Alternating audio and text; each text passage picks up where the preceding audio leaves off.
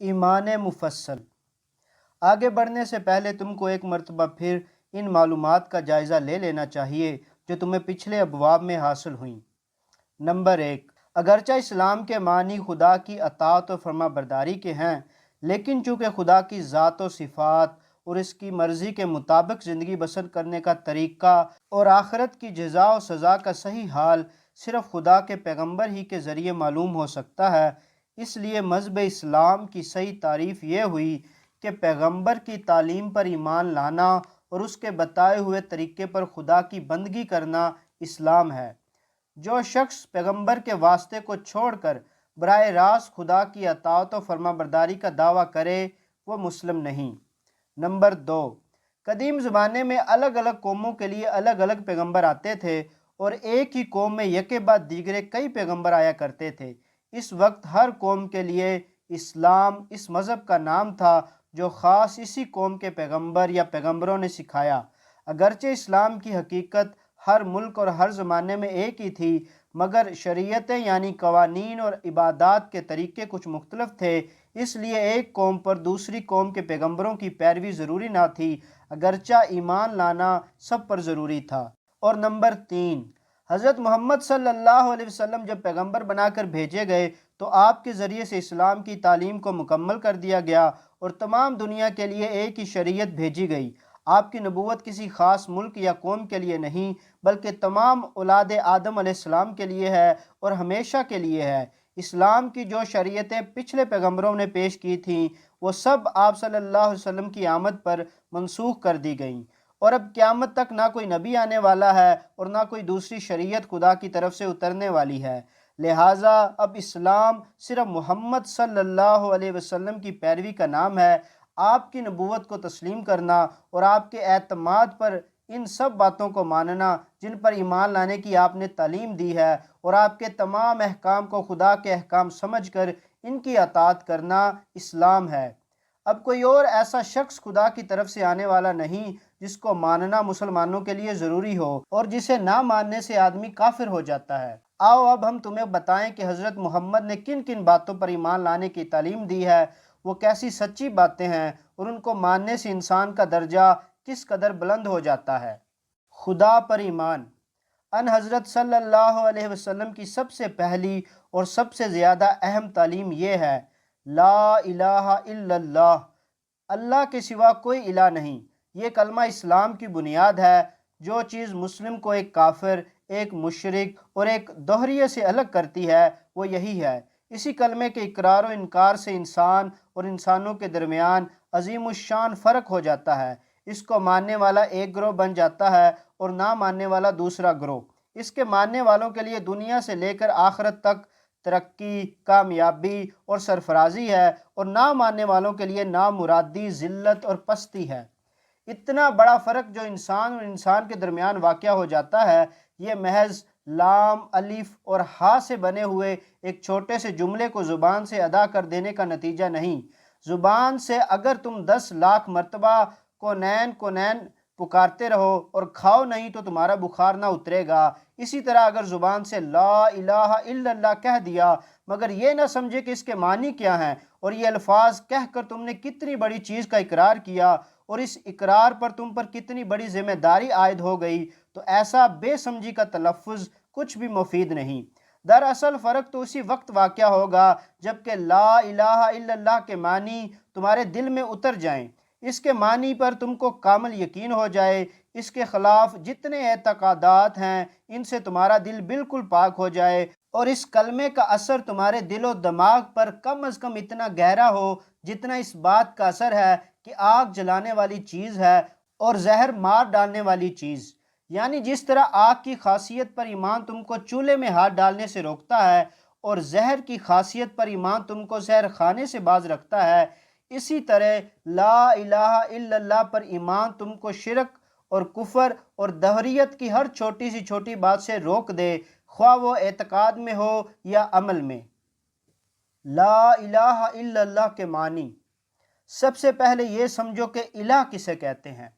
عربی زبان میں الہ کے معنی مستحق عبادت کے ہیں، یعنی ایسی ہستی جو اپنی شان اور جلال اور برتری کے لحاظ سے اس قابل ہو کہ اس کی پرستش کی جائے اور بندگی اور عبادت میں اس کے آگے سر جھکا دیا جائے۔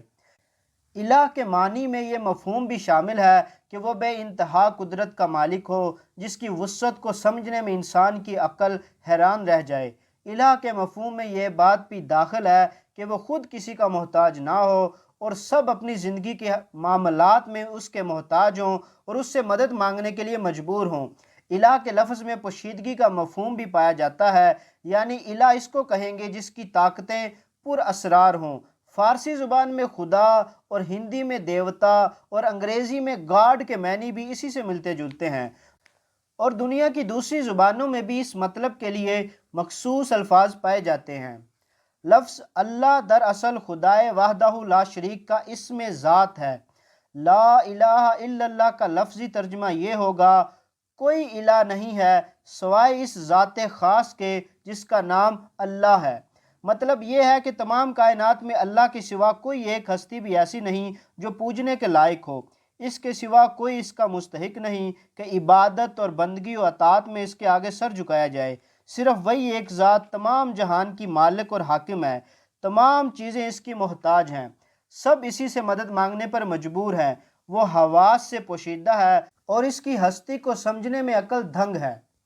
لا الہ الا اللہ کی حقیقت، یہ تو صرف الفاظ کا مفہوم تھا، اب اس کی حقیقت کو سمجھنے کی کوشش کرو۔ انسان کی قدیم سے قدیم تاریخ کے جو حالات ہم تک پہنچے ہیں اور پرانی سے پرانی قوموں کے جو آثار دیکھے گئے ہیں، ان سے معلوم ہوتا ہے کہ انسان نے ہر زمانے میں کسی نہ کسی کو خدا مانا اور کسی نہ کسی کی عبادت ضرور کی ہے۔ اب بھی دنیا میں جتنی قومیں ہیں، خواہ وہ نہایت وحشی ہوں یا نہایت مہذب، ان سب میں یہ بات موجود ہے کہ وہ کسی کو خدا مانتی ہے اور اس کی عبادت کرتی ہے۔ اس سے معلوم ہوا کہ انسان کی فطرت میں خدا کا خیال بیٹھا ہوا ہے۔ اس کے اندر کوئی ایسی چیز ہے جو اسے مجبور کرتی ہے کہ کسی کو خدا ماننے اور اس کی عبادت کرے۔ سوال پیدا ہوتا ہے کہ وہ کیا چیز ہے؟ تم خود اپنی ہستی پر اور تمام انسانوں کی حالت پر نظر ڈال کر اس سوال کا جواب معلوم کر سکتے ہو۔ انسان دراصل بندہ ہی پیدا ہوا ہے۔ وہ فطرتاً محتاج ہے، کمزور ہے، فقیر ہے۔ بے شمار چیزیں ہیں جو اس کی ہستی کو برقرار رکھنے کے لیے ضروری ہیں، مگر اس کے قبضہ قدرت میں نہیں ہیں۔ آپ سے آپ اس کو حاصل بھی ہوتی ہے اور اس سے چھن بھی جاتی ہے۔ بہت سی چیزیں ہیں جو اس کے لیے فائدہ مند ہیں، وہ ان کو حاصل کرنا چاہتا ہے، مگر کبھی وہ اس کو مل جاتی ہیں اور کبھی نہیں ملتی، کیونکہ ان کو حاصل کرنا بالکل اس کے اختیار میں نہیں ہے۔ بہت سی چیزیں ہیں جو اس کو نقصان پہنچاتی ہیں، اس کی عمر بھر کی محنتوں کو آن کی آن میں برباد کر دیتی ہیں، اس کی آرزوؤں کو خاک میں ملا دیتی ہیں اور اس کو بیماری اور ہلاکت میں مبتلا کر دیتی ہیں۔ وہ ان کو دفع کرنا چاہتا ہے، کبھی وہ دفع ہو جاتی ہیں اور کبھی نہیں ہوتی۔ اس سے وہ جان لیتا ہے کہ ان کا آنا اور نہ آنا، دفع ہونا یا نہ ہونا اس کے اختیار سے باہر ہے۔ بہت سی چیزیں ہیں جن کی شان و شوکت اور بزرگی کو دیکھ کر وہ مرعوب ہو جاتا ہے۔ پہاڑوں کو دیکھتا ہے، دریاؤں کو دیکھتا ہے، بڑے بڑے ہولناک جانور دیکھتا ہے، ہواؤں کے طوفان اور پانی کے سیلاب، زمین کے زلزلے دیکھتا ہے، بادلوں کی گرج اور گھٹاؤں کی سیاہی اور بجلی کی کڑک چمک اور موسلا دھار بارشوں کے مناظر اس کے سامنے آتے ہیں۔ سورج اور چاند اور تارے اس کو گردش کرتے دکھائی دیتے ہیں۔ وہ دیکھتا ہے کہ سب چیزیں کتنی بڑی، کتنی طاقتور، کتنی شاندار، ان کے مقابلے میں وہ خود کتنا ضعیف اور حقیر ہے۔ یہ مختلف نظارے اور خود اپنی مجبوریوں کے مختلف حالات دیکھ کر اس کے دل میں آپ سے آپ اپنی بندگی، محتاجی اور کمزوری کا احساس پیدا ہو جاتا ہے، اور جب یہ احساس پیدا ہوتا ہے تو اس کے ساتھ ہی خود بخود الوہیت یعنی خدا کا تصور بھی پیدا ہو جاتا ہے۔ وہ ان ہاتھوں کا خیال کرتا ہے جو اتنی بڑی طاقتوں کے مالک ہیں، ان کی بزرگی کا احساس اسے مجبور کرتا ہے کہ وہ ان کی عبادت میں سر جھکا دے۔ ان کی قوت کا احساس اسے مجبور کرتا ہے کہ وہ ان کے آگے اپنی عاجزی پیش کرے۔ ان کے نفع پہنچانے والی قوتوں کا احساس اسے مجبور کرتا ہے کہ وہ ان کے آگے مشکل کشائی کے لیے ہاتھ پھیلائے، اور ان کے نقصان پہنچا دینے والی طاقتوں کا احساس اسے مجبور کرتا ہے کہ وہ ان سے خوف کھائے اور ان کے غضب سے بچے۔ جہالت کے سب سے نیچے درجے میں انسان یہ سمجھتا ہے کہ جو چیزیں اس کو شان اور طاقت والی نظر آتی ہیں یا کسی طرح نفع یا نقصان پہنچاتی ہیں، محسوس ہوتی ہیں، یہی خدا ہیں۔ چنانچہ وہ جانوروں اور دریاؤں اور پہاڑوں کو پوجتا ہے، زمین کی پرستش کرتا ہے، آگ اور بارش اور ہوا اور چاند اور سورج کی عبادت کرنے لگتا ہے۔ یہ جہالت جب ذرا کم ہوتی ہے اور کچھ علم کی روشنی آتی ہے تو اسے معلوم ہوتا ہے کہ یہ سب چیزیں تو خود اسی کی طرح محتاج اور کمزور ہیں۔ بڑے سے بڑے جانور بھی ایک ادنی مچھر کی طرح مرتا ہے، بڑے بڑے دریا خشک ہو جاتے ہیں اور چڑھتے اترتے رہتے ہیں، پہاڑوں کو خود انسان توڑتا پھوڑتا ہے، زمین کا پھلنا پھولنا خود زمین کے اپنے اختیار میں نہیں، جب پانی اس کا ساتھ نہیں دیتا تو وہ خشک ہو جاتی ہے، پانی بھی بے اختیار ہے، اس کی آمد ہوا کی محتاج ہے، ہوا بھی اپنے اختیار میں نہیں، اس کا مفید یا غیر مفید ہونا دوسرے اسباب کے تحت ہے، چاند اور سورج اور تارے بھی کسی قانون کے تابع ہیں، اس قانون کی خلاف وہ کوئی ادنی جنبش بھی نہیں کر سکتے۔ اب اس کا ذہن مخفی اور پر اسرار قوتوں کی طرف منتقل ہوتا ہے، وہ خیال کرتا ہے کہ ان ظاہری چیزوں کی پشت پر کچھ پوشیدہ قوتیں ہیں جو ان پر حکومت کر رہی ہیں اور سب کچھ انہی کے اختیار میں ہے۔ یہیں سے خداؤں اور دیوتاؤں کا عقیدہ پیدا ہوتا ہے، روشنی اور ہوا اور پانی اور بیماری اور تندرستی اور مختلف دوسری چیزوں کے خدا الگ الگ مان لیے جاتے ہیں اور ان کی خیالی صورتیں بنا کر ان کی عبادت کی جاتی ہے۔ اس کے بعد جب اور زیادہ علم کی روشنی آتی ہے تو انسان دیکھتا ہے کہ دنیا کے انتظام میں ایک زبردست قانون اور ایک بہت بڑے ضابطے کی پابندی پائی جاتی ہے، ہواؤں کی رفتار، بارش کی آمد، سیاروں کی گردش، فصلوں اور موسموں کے تغیر میں کیسی باقاعدگی ہے، کس طرح بے شمار قوتیں ایک دوسرے کے ساتھ مل کر کام کر رہی ہیں، کیسا زبردست قانون ہے کہ جو وقت جس کام کے لیے مقرر کر دیا گیا ہے ٹھیک اسی وقت پر کائنات کے تمام اسباب جمع ہو جاتے ہیں اور ایک دوسرے سے اشتراک کے عمل کرتے ہیں۔ انتظام عالم کے یہ ہم آہنگی دیکھ کر مشرک انسان یہ ماننے پر مجبور ہو جاتے ہیں کہ ایک سب سے بڑا خدا بھی ہے جو ان تمام چھوٹے چھوٹے خداؤں پر حکومت کر رہا ہے، وگرنہ اگر سب ایک دوسرے سے الگ اور بالکل خود مختار ہوں تو دنیا کا سارا کارخانہ دھرم برہم ہو جائے۔ وہ اس بڑے خدا کو اللہ اور پرمیشور اور خدائے خدا گاہ وغیرہ ناموں سے موسوم کرتے ہیں، مگر عبادت میں اس کے ساتھ چھوٹے خداؤں کو بھی شریک رکھتا ہے۔ وہ سمجھتا ہے کہ خدائی بھی دنیاوی بادشاہی کے نمونے پر ہے، جس طرح دنیا میں ایک بادشاہ ہوتا ہے اور اس کے بہت سے وزیر اور معتمد اور ناظم اور دوسرے بااختیار عہدیدار ہوتے ہیں، اسی طرح کائنات میں بھی ایک بڑا خدا ہے اور بہت سے چھوٹے چھوٹے خدا اس کے ماتحت ہیں۔ جب تک چھوٹے خداؤں کو خوش نہ کیا جائے گا بڑے خدا تک رسائی نہ ہو سکے گی، اس لیے ان کی عبادت بھی کرو، ان کے آگے بھی ہاتھ پھیلاؤ، ان کی ناراضگی سے بھی ڈرو، ان کو بڑے خدا تک پہنچنے کا ذریعہ بناؤ اور نظروں اور نیازوں سے انہیں خوش رکھو۔ پھر جب علم میں اور ترقی ہوتی ہے تو خداؤں کی تعداد گھٹنے لگتی ہے، جتنے خیالی خدا جاہلوں نے بنا رکھے ہیں ان میں سے ایک ایک کے متعلق غور کرنے سے انسان کو معلوم ہوتا چلا جاتا ہے کہ وہ خدا نہیں ہیں، ہماری ہی طرح کے بندے ہیں، بلکہ ہم سے بھی زیادہ بے بس ہیں۔ اس طرح وہ ان کو چھوڑتا چلا جاتا ہے یہاں تک کہ آخر میں صرف ایک خدا رہ جاتا ہے، مگر اس ایک کے متعلق پھر بھی اس کے خیالات میں بہت کچھ جہالت باقی رہ جاتی ہے۔ کوئی یہ خیال کرتا ہے کہ خدا ہماری طرح جسم رکھتا ہے اور ایک جگہ بیٹھا ہوا خدائی کر رہا ہے، کوئی یہ سمجھتا ہے کہ خدا بیوی بچے رکھتا ہے اور انسان کی طرح اس کے ہاں بھی اولاد کا سلسلہ چل رہا ہے، کوئی یہ گمان کرتا ہے کہ خدا انسان کی صورت میں زمین پر اترتا ہے، کوئی کہتا ہے کہ خدا اس دنیا کے کارخانے کو چلا کر خاموش بیٹھ گیا ہے اور اب کہیں آرام کر رہا ہے، کوئی سمجھتا ہے کہ خدا کے ہاں بزرگوں اور روحوں کی سفارش لے جانا ضروری ہے اور ان کو وسیلہ بنائے بغیر وہاں کام نہیں چلتا، کوئی اپنے خیال میں خدا کی ایک صورت تجویز کرتا ہے اور عبادت کے لیے اس صورت کو سامنے رکھنا ضروری سمجھتا ہے۔ اسی طرح بہت سی غلط فہمیاں توحید کا اعتقاد رکھنے کے باوجود انسان کے ذہن میں باقی رہ جاتی ہیں، جن کے سبب وہ شرک یا کفر میں مبتلا ہوتا ہے، اور یہ سب جہالت کا نتیجہ ہے۔ سب سے اوپر لا الہ الا اللہ کا درجہ ہے، یہ وہ علم ہے جو خود خدا نے ہر زمانے میں اپنے نبیوں کے ذریعے سے انسانوں کے پاس بھیجا ہے۔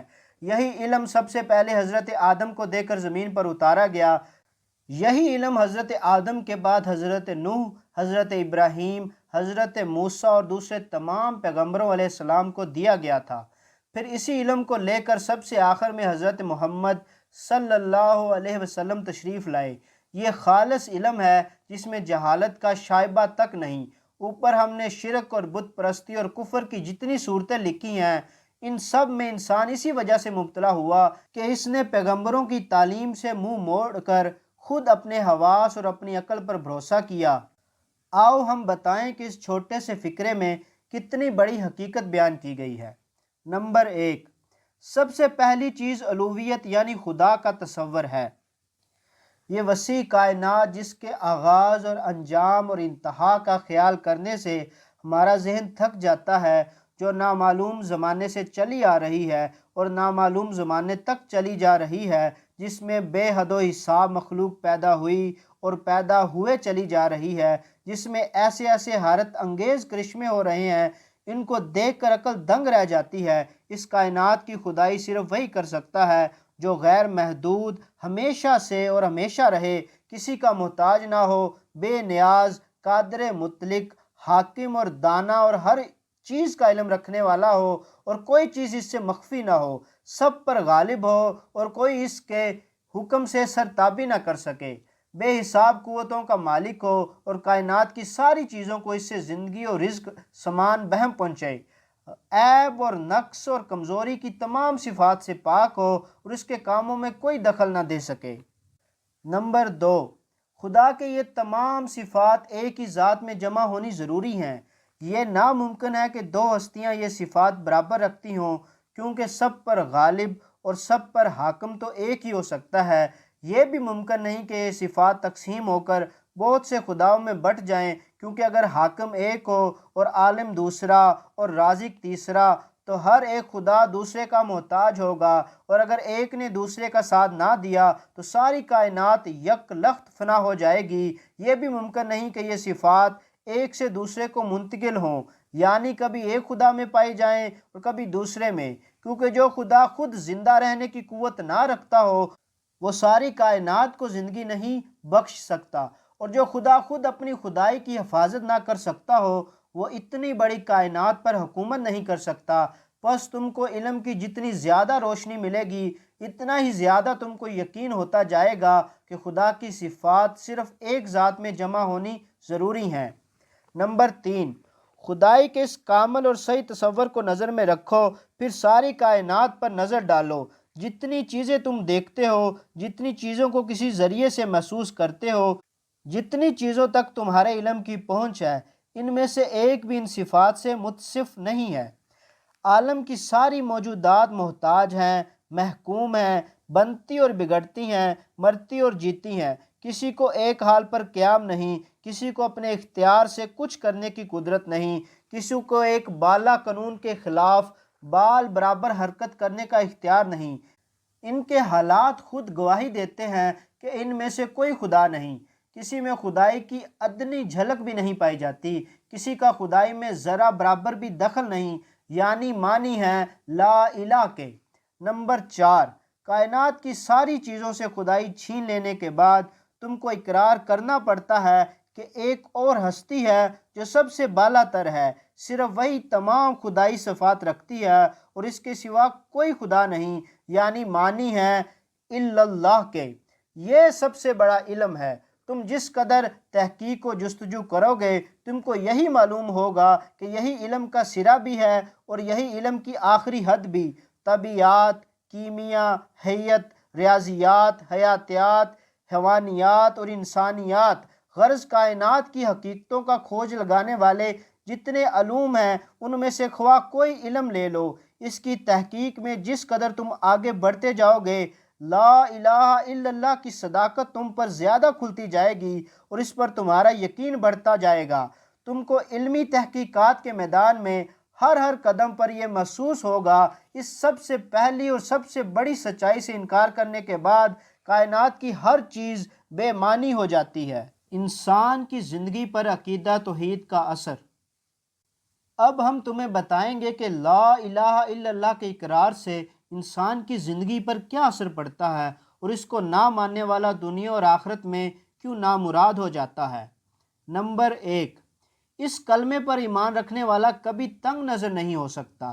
وہ ایسے خدا کا قائل ہوتا ہے جو زمین و آسمان کا خالق، مشرق و مغرب کا مالک اور تمام جہان کا پالنے پوسنے والا ہے۔ اس ایمان کے بعد ساری کائنات میں کوئی چیز بھی اس کو غیر نظر نہیں آتی۔ وہ سب کو اپنی ذات کی طرح ایک ہی مالک کی ملکیت اور ایک ہی بادشاہ کی رعیت سمجھتا ہے۔ اس کی ہمدردی اور محبت و خدمت کسی دائرے کی پابند نہیں رہتی۔ اس کی نظر ایسی غیر محدود ہو جاتی ہے جیسی خود اللہ تعالیٰ کی بادشاہی غیر محدود ہے۔ یہ بات کسی ایسے شخص کو حاصل نہیں ہو سکتی جو بہت سے چھوٹے چھوٹے خداؤں کا قائل ہو، یا خدا میں انسان کی محدود اور ناقص صفات مانتا ہو، یا سرے سے خدائی کا قائل ہی نہ ہو۔ نمبر 2، یہ کلمہ انسان میں انتہائی درجے کی خودداری اور عزت نفس پیدا کر دیتا ہے۔ اس پر اعتقاد رکھنے والا جانتا ہے کہ صرف ایک خدا تمام طاقتوں کا مالک ہے، اس کے سوا کوئی نفع پہنچانے والا نہیں، کوئی مارنے اور جلانے والا نہیں، کوئی صاحب اختیار اور با اثر نہیں۔ یہ علم اور یقین اس کو خدا کے سوا تمام قوتوں سے بے نیاز اور بے خوف کر دیتا ہے۔ اس کی گردن کسی مخلوق کے آگے نہیں جھکتی، اس کا ہاتھ کسی کے آگے نہیں پھیلتا، اس کے دل میں کسی کی بزرگی کا سکہ نہیں بیٹھتا۔ یہ صفات سوائے عقیدہ توحید کے اور کسی عقیدے سے پیدا نہیں ہو سکتی۔ شرک اور کفر اور دہریت کی لازمی خاصیت یہ ہے کہ انسان مخلوقات کے آگے جھکے، ان کو نفع اور نقصان کا مالک سمجھے، ان سے خوف کھائے اور انہی سے امیدیں وابستہ رکھے۔ نمبر 3، خودداری کے ساتھ یہ کلمہ انسان میں انکسار بھی پیدا کرتا ہے۔ اس کا قائل کبھی مغرور اور متکبر نہیں ہو سکتا۔ اپنی قوت اور دولت اور قابلیت کا گھمنڈ اس کے دل میں سما ہی نہیں سکتا، کیونکہ وہ جانتا ہے کہ اس کے پاس جو کچھ ہے خدا ہی کا دیا ہوا ہے، اور خدا جس طرح دینے پر قادر ہے اسی طرح چھین لینے پر بھی قادر ہے۔ اس کے مقابلے میں عقیدہ الحاد کے ساتھ جب انسان کو کسی قسم کا دنیاوی کمال حاصل ہوتا ہے تو وہ متکبر ہو جاتا ہے، کیونکہ وہ اپنے کمال کو محض اپنی قابلیت کا نتیجہ سمجھتا ہے۔ اس طرح شرک اور کفر کے ساتھ بھی غرور پیدا ہونا لازمی ہے، کیونکہ مشرک اور کافر اپنے خیال میں یہ سمجھتا ہے کہ خداؤں اور دیوتاؤں سے اس کا کوئی خاص تعلق ہے جو دوسروں کو نصیب نہیں۔ نمبر 4، اس کلمے پر اعتقاد رکھنے والا اچھی طرح سمجھتا ہے کہ نفس کی پاکیزگی اور عمل کی نیکی کے سوا اس کی نجات اور فلاح کا کوئی ذریعہ نہیں، کیونکہ وہ ایک ایسے خدا پر اعتقاد رکھتا ہے جو بے نیاز ہے، کسی سے کوئی رشتہ نہیں رکھتا، بے لاگ عدل کرنے والا ہے، اور کسی کو اس کی خدائی میں دخل یا اصل حاصل نہیں۔ اس کے مقابلے میں مشرکین اور کفار ہمیشہ جھوٹی توقعات پر زندگی بسر کرتے ہیں۔ ان میں کوئی سمجھتا ہے کہ خدا کا بیٹا ہمارے لیے کفارہ بن گیا، کوئی خیال کرتا ہے کہ ہم خدا کے چہیتے ہیں اور ہمیں سزا مل ہی نہیں سکتی۔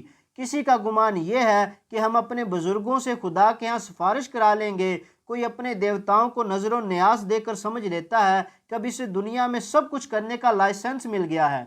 اس قسم کے جھوٹے اعتقادات ان لوگوں کو ہمیشہ گناہوں اور بدکاریوں کے چکر میں پھنسائے رکھتے ہیں، اور وہ ان کے بھروسے سے نفس کی پاکیزگی اور عمل کی نیکی سے غافل ہو جاتے ہیں۔ رہے دہریے تو وہ سرے سے یہ اعتقاد ہی نہیں رکھتے کہ کوئی بالا ہستی ان سے بھلے یا برے کاموں کی باز برس کرنے والی بھی ہے، اس لیے وہ دنیا میں اپنے آپ کو آزاد سمجھتے ہیں۔ ان کے نفس کی خواہش ان کی خدا ہوتی ہے اور وہ اس کے بندے ہوتے ہیں۔ نمبر 5، اس کلمے کا قائل کسی حال میں مایوس اور دل شکستہ نہیں ہوتا۔ وہ ایک ایسے خدا پر ایمان رکھتا ہے جو زمین اور آسمان کے سارے خزانوں کا مالک ہے، جس کا فضل و کرم بے حد و حساب ہے اور جس کی قوتیں بے پایہ ہیں۔ یہ ایمان اس کے دل کو غیر معمولی تسکین بخشتا ہے اور اس کو اطمینان سے بھر دیتا ہے اور ہمیشہ امیدوں سے لبریز رکھتا ہے۔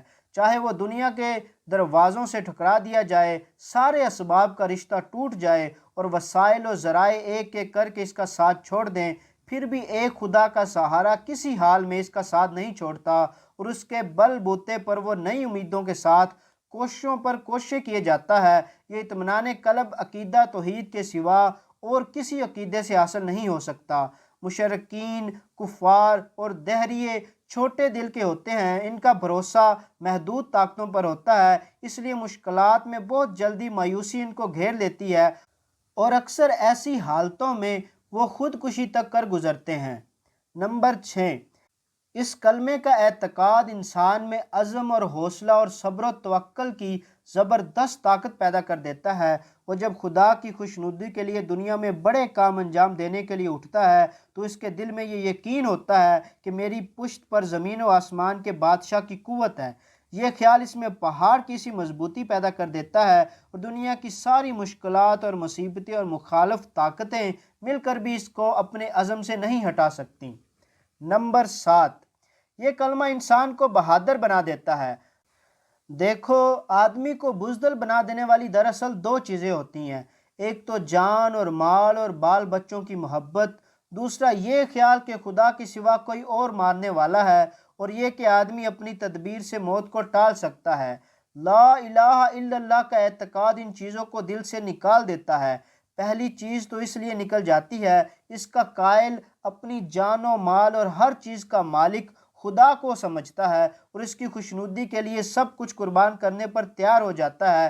رہی دوسری چیز تو وہ اس وجہ سے باقی نہیں رہتی کہ لا الہ الا اللہ کہنے والے کے نزدیک جان لینے کی قدرت کسی انسان یا حیوان یا توپ یا تلوار یا لکڑی یا پتھر میں نہیں ہے، اس کا اختیار صرف خدا کو ہے، اور اس نے موت کا جو وقت مقرر کر دیا ہے اس سے پہلے دنیا کی تمام قوتیں مل کر بھی چاہیں تو کسی کی جان نہیں لے سکتی۔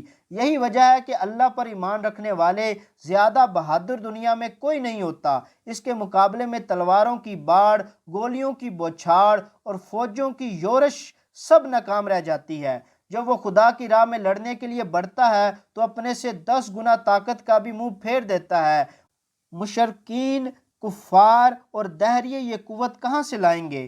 ان کو تو جان سب سے زیادہ پیاری ہوتی ہے اور وہ یہ سمجھتے ہیں کہ موت دشمن کے لانے سے آتی ہے اور ان کے بھاگنے سے بھاگ سکتی ہے۔ نمبر 8، لا الہ الا اللہ کا اعتقاد انسان میں قناعت اور بے نیازی کی شان پیدا کر دیتا ہے۔ ہرس، ہوس، رشک اور حسد کی رقیق جذبات اس کے دل سے نکال دیتا ہے۔ کامیابی حاصل کرنے کے ناجائز اور ذلیل طریقے اختیار کرنے کا خیال تک اس کے ذہن میں نہیں آنے دیتا۔ وہ سمجھتا ہے کہ رزق اللہ کے ہاتھ میں ہے، وہ جس کو چاہے زیادہ دے، جس کو چاہے کم دے۔ عزت اور طاقت اور ناموری اور حکومت سب خدا کے اختیار میں ہے، وہ اپنی مصلحتوں کے لحاظ سے جس کو جس قدر چاہتا ہے عطا کرتا ہے۔ ہمارا کام صرف اپنی حد تک جائز کوشش کرنا ہے۔ کامیابی اور ناکامی خدا کے فضل پر موقوف ہے، وہ اگر دینا چاہے تو دنیا کی کوئی قوت اسے نہیں روک سکتی، اور نہ دینا چاہے تو کوئی طاقت دلوا نہیں سکتی۔ اس کے مقابلے میں مشرکین اور کفار اور دہریے اپنی کامیابی اور ناکامی کو اپنی کوشش اور دنیاوی طاقتوں کی مدد یا مخالفت پر موقوف سمجھتے ہیں، اس لیے ان پر ہرس اور ہوس مسلط رہتی ہے۔ کامیابی حاصل کرنے کے لیے رشوت، خوشامد، سازش اور ہر قسم کی بدترین ذرائع اختیار کرنے میں انہیں باک نہیں ہوتا۔ دوسروں کی کامیابی پر رشک اور حسد میں جلتے مرتے ہیں اور ان کو نیچا دکھانے کی کوئی بری سے بری تدبیر بھی نہیں چھوڑتے۔ نمبر 9، سب سے بڑی چیز یہ کہ لا الہ الا اللہ کا اعتقاد انسان کو خدا کے قانون کا پابند بناتا ہے۔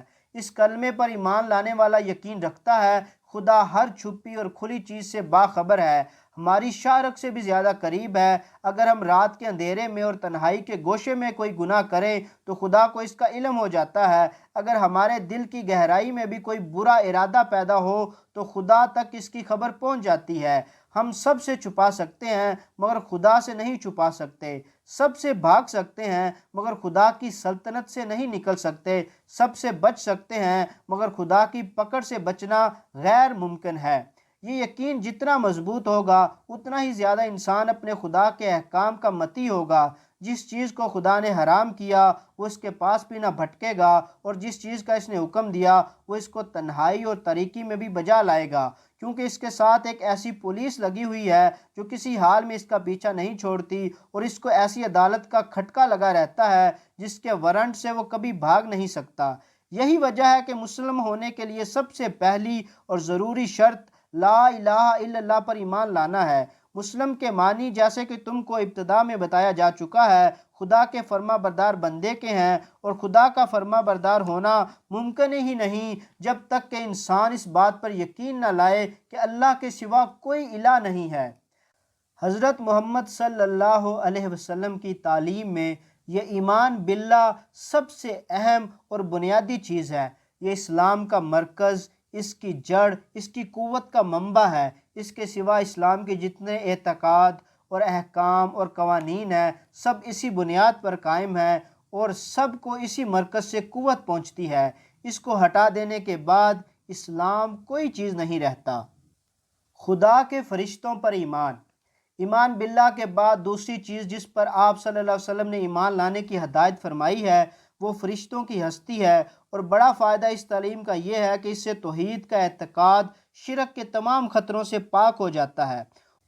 اوپر تم کو بتایا جا چکا ہے کہ مشرکین نے خدائی میں دو قسم کی مخلوقات کو شریک کیا ہے۔ ایک قسم ان مخلوقات کی ہے جو جسمانی وجود رکھتی ہے اور نظر آتی ہیں، مثلا سورج، چاند اور تارے، آگ اور پانی اور بزرگ انسان وغیرہ۔ دوسری قسم ان مخلوقات کی ہے جن کا وجود جسمانی نہیں بلکہ وہ نظروں سے اوجھل ہیں اور پس پردہ کائنات کا انتظام کر رہی ہیں، مثلا کوئی ہوا چلانے والی، کوئی پانی برسانے والی اور کوئی روشنی بہم پہنچانے والی۔